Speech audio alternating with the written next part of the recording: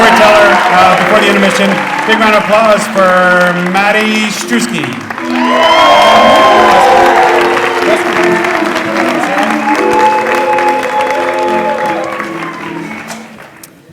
When I ask my daughter, I say, Rain, what do you do when you topple over? She answers, I get back up. Rain just turned 3 in November, and she's already toppled over more times than I can count. And for her, it can be incredibly frustrating, and as a parent, it can be downright heartbreaking to see. And in most ways, she's just like every other kid out there. You know, she loves space and animals and the movie Frozen and dinosaurs and playgrounds. And there's this one playground we go to all the time that it's got a structure that's actually shaped like a dinosaur. It's got steps for a tail and a bridge and a tunnel for a back and a slide for a face, and it's as amazing as it sounds. And she loves the thing. And other kids can run and jump all over this thing really easily. And for Rain, it's a bit of a challenge. She primarily gets around doing something called a commando crawl, which is exactly what it sounds like. She's on her elbows and her belly, and she sort of drags herself from place to place. So she drags herself up the steps and over the bridge and through the tunnel. And as she's doing this, other kids are running by her and literally jumping over her, and she doesn't see anything weird about that. You know, it's not odd to her. She's just doing her thing and having a good time. And in reality, it's pretty miraculous she's here to do any of this. She was born almost 4 months early via emergency C-section, and she was just over a pound when she first came into the world, and she was stone cold silent, and it was the most terrifying night of my life. And the doctors didn't want to talk about the odds of her survival at first. They said, you know, these kids are resilient. Every kid's journey is different. So try not to pay attention to what other kids are doing and just focus on your kid. And more than once, it looked like she wasn't going to be coming home at all. And eventually, after 5 months in intensive care, she did. And amazingly enough, she started preschool in September. And so naturally, my wife and I started thinking about where she would be going to college. And we decided it would be Harvard. And I actually grew up in a town not far from Boston, so recently we took a trip back east to see some friends and some family and to show Rain her future stomping grounds. And one evening we said, we're gonna go for a walk. And so we put Rain into her gait trainer. And a gait trainer is this assisted walking device where it's got wheels and a bar that she holds onto, and you strap her into it for additional support.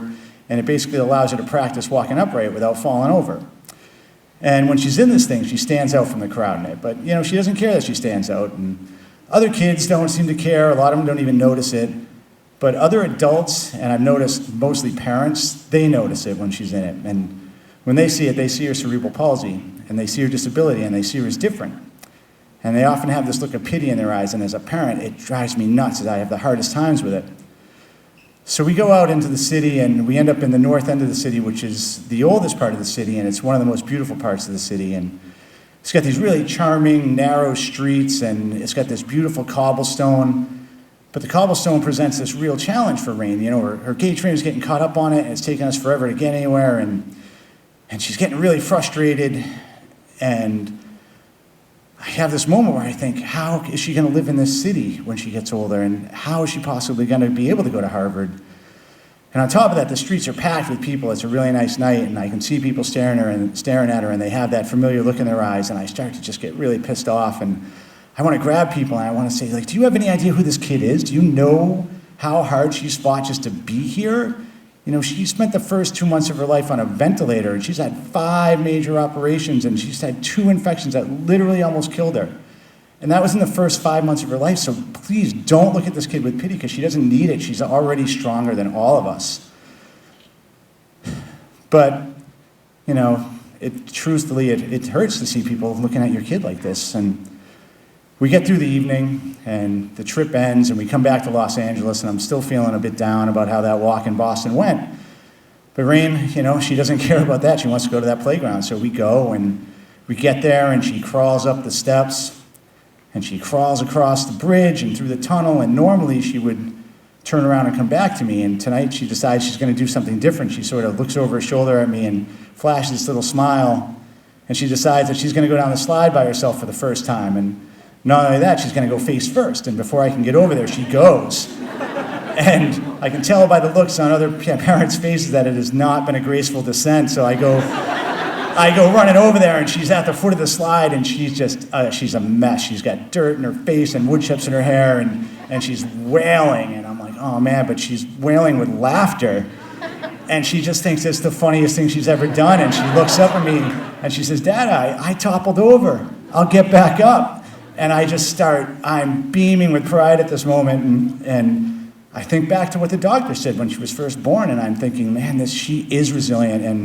And her journey is her own journey. And our journey together as a family, it might not be a typical one, but that's a good thing. And I just need to stop focusing on the looks that people are giving her, and I need to focus on the things that she can achieve. And in this moment, I think about the rest of her life and the life she's going to lead and the adventures she's going to have and the path she's going to walk. And at this moment, it feels wide open to me.